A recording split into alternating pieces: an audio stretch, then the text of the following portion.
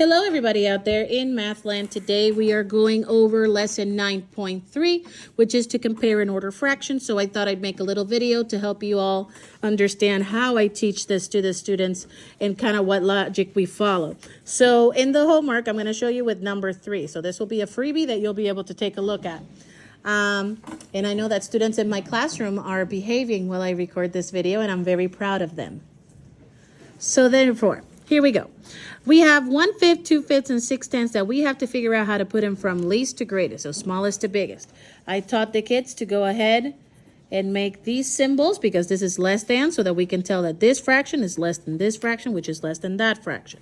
That is how you write it as your answer. So now we got to figure out where they go.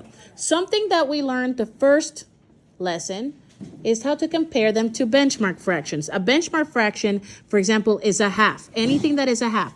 1 over 2, 2 over 4, 3 over 6, 4 over 8. The students are really good at recognizing half fractions. So then I told them, okay, so therefore you should be able to know what's less than half and what's more than half. If the numerator is less than half of the denominator, that fraction is less than a half. And if the numerator is bigger than half of the denominator, that fraction is larger than a half. So let's look at those rules. 1/2, that's exactly 1/2. 2/5, well, I know that half of 5 is like 2.5. So 2.5 is less than a half. Already I know that this fraction is smaller than this one. Now 6/10, half of 10 would be 5. So therefore 6/10 is bigger than a half. I already know that's my biggest fraction then. So I'm going to put it right here.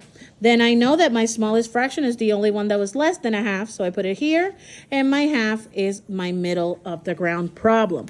Let's try that again. This time, let's look at number 5.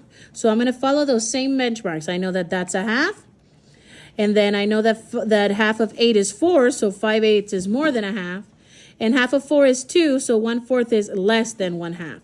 I'm going to make my blanks with my symbols. I know my smallest one is 1/4 because it doesn't even reach a half. My half is the middle, and 5/8 is more than a half. That is how I taught the kids to do it. I hope that helps. If you are trying to compare improper fractions, I suggest you turn them into mixed numbers first and then compare them because it's a lot easier. If it happens to be that you have two fractions that are larger than a half, so you don't know who goes first, I taught the kids to cross multiply them, the butterfly method, so they would know what goes first and what goes last. I hope this helps, and I'll talk to you later. Bye-bye.